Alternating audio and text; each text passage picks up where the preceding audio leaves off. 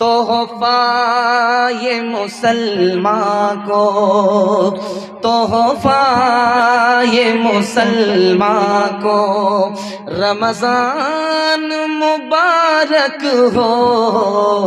तोहफा ये मुसलमान को लेकर ये आ गया है बेशुमार बरकतें, दिन रात बरसती है अल्लाह की नेमतें। अल्लाह का तुम्हें ये एक मेहमान मुबारक हो। तोहफा ये मुसलमान को कर लूं मैं ज़ुबार, नजरों की हिफाजत कर लूं मैं इबादत और कुरान की तिलावत। पढ़ते हैं तरावी हम, पढ़ते हैं तरावी हम, पढ़ते हैं तरावी हम, कुरान मुबारक हो।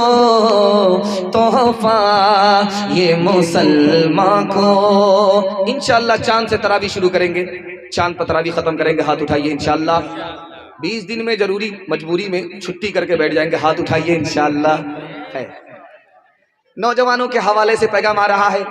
उसके बाद बेटा नाफरमान हो गया, बाप का कसूर था, इसके हवाले से पैगाम आएगा। उसके बाद सीधे माँ बहन तक मैं पहुंचूंगा। आप लोग मुकम्मल सुनेंगे, सुनने के लिए तैयार है? दोनों हाथ उठा दीजिए इंशाअल्लाह। बहन से ज्यादा साली पर मेहरबान होंगे, हाथ उठाइए इंशाअल्लाह। खैर ध्यान से सुनिएगा, जवानों के हवाले से आ रहा है। हमारा जवान कहाँ है, कहाँ पहुंच गया है, खून के आंसू आप रोने पर मजबूर हो जाएंगे, आपके पैर के नीचे से जमीन निकल जाएगी। हमारा जवान कहाँ है? 1956 में फ्रांस ने एक रिपोर्ट जारी किया और कहा कि एक साल में 15,000 जवान दारू पीने की वजह से मर जाते। अब गौर कीजिए, दारू पीने की वजह से इंतकाल किया, ठिकाना कहां होगा? दूसरी बात, 1977 में अमेरिका ने रिपोर्ट जारी किया कि मेरे मुल्क में 3,87,00,000 लोग बीमार पड़े, उसमें सबसे ज्यादा बीमार दारू पीने की वजह से जवान थे। दारू की वजह से आदमी बीमार हो जाता है, दारू की वजह से बीमार होकर के आदमी मर जाता है। और एक लाइन में आपको शराब की बुराई आपकी आंखों के सामने रखने के लिए जा रहा हूं, सिर्फ पट्टी हटाऊंगा। आप अक्लमंद आदमी हैं, समझदार आदमी, इंशाअल्लाह आज के बाद ठोकर नहीं खाएंगे। मरने का वक्त है, मुंह पर कलमा नहीं आ रहा, जबान पर कलमा नहीं आ रहा। उस्ताद आगे का बेटा क्या गुनाह किया है याद करो। का हुजूर कोई गुनाह याद नहीं आ रहा है। एक गुनाह था, साल में एक बार डॉक्टर के कहने की वजह से दारू पी लेता था।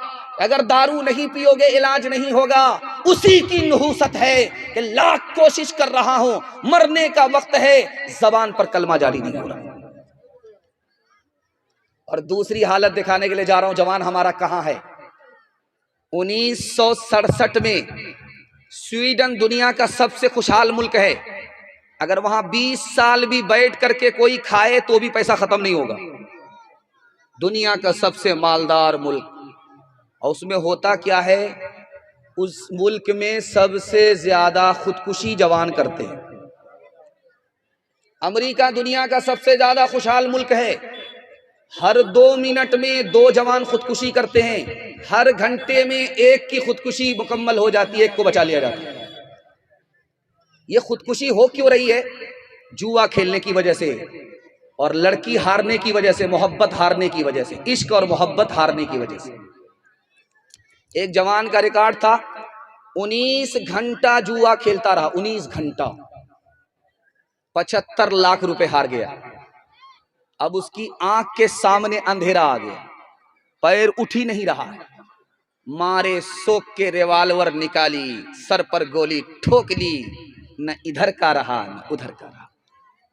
मैं हाथ जोड़ करके अपने जवानों से कहता हूं कि अगर तरक्की करना है तो 1 साल जुआ छोड़ करके दिखाइए, 10 साल के बराबर तरक्की। तीसरी बात बताने के लिए जा रहा हूं, बहुत ध्यान से सुनिएगा।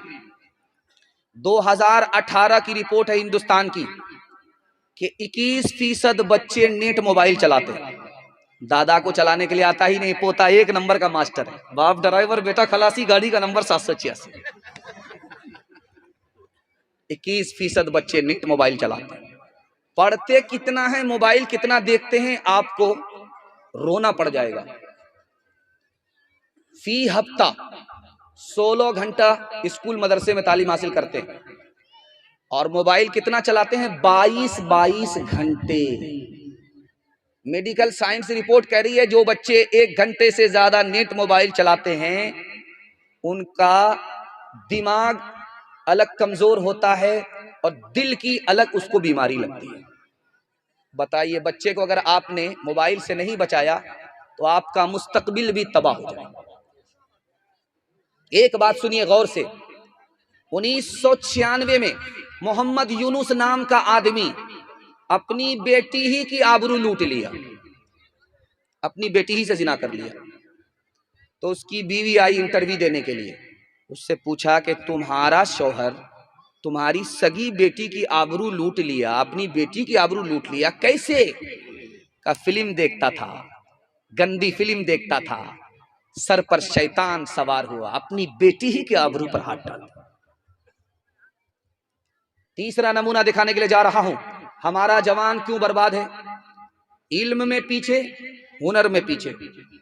अक़वाम मुत्तहिदा की रिपोर्ट है 1984 की कि पूरी दुनिया में 150 करोड़ लोग जाहिल हैं और सबसे ज्यादा किस मुल्क में जाहिल हैं? कौन लोग जाहिल हैं? तो सबसे ज्यादा हिंदुस्तान में लोग जाहिल हैं। और हिंदुस्तान में कौन लोग ज्यादा जाहिल हैं? मुसलमान। 62% मर्द जाहिल हैं, 72% औरत जाहिल है। इसलिए मुसलमान पीछे। अभी हजरत मुफ्ती साहब सर सैयद अहमद खान साहब रहमतुल्लाह अलैह के हवाले से सुना रहे थे। 3 लड़के अलीगढ़ में दाखिला लेने के लिए जा रहे थे, लेकिन टिकट नहीं था, ट्रेन में सफर कर रहे थे। एक बूढ़ा का रिजर्वेशन था, तो बूढ़े को डरा रहे, ओ बड़े मियाँ पैर समेट करके बैठो, हमको पहचानते नहीं हो, हम कौन हैं? अहमद असरार हैं। दूसरा बोलता, ओ बड़े मियाँ समझ में बात नहीं आ रही है, क्या कहा? हमको नहीं जानते, हम कौन हैं? हबीब मुख्तार। अल्लाह। तीसरा बोला कि हमको भी पहचान लो, मेरा नाम सैयदुल अबरार है। अब बूढ़ा क्या, वो पैर फैला करके बैठे, झट से पैर समेट करके बैठ गए कि बाप रे, कहाँ ये 3 पहलवान, कहाँ ये सूखी लकड़ी, कहाँ मुकाबला हो। बूढ़े का टिकट था और जवान का टिकट नहीं था, और दादागिरी से जा रहे थे अलीगढ़ यूनिवर्सिटी दाखिला लेने के लिए। उस बूढ़े ने उन नौजवानों से पूछा, कहाँ जा रहे हो? क्या हुजूर दाखिला लेने के लिए जा रहे हैं। अच्छा कहाँ? का अलीगढ़ यूनिवर्सिटी। इत्तेफाक से वो बूढ़ा उसी का वाइस चांसलर था। अल्लाह अल्लाह अल्लाह। अब बूढ़े को पावर आया, क्या नाम बताया था?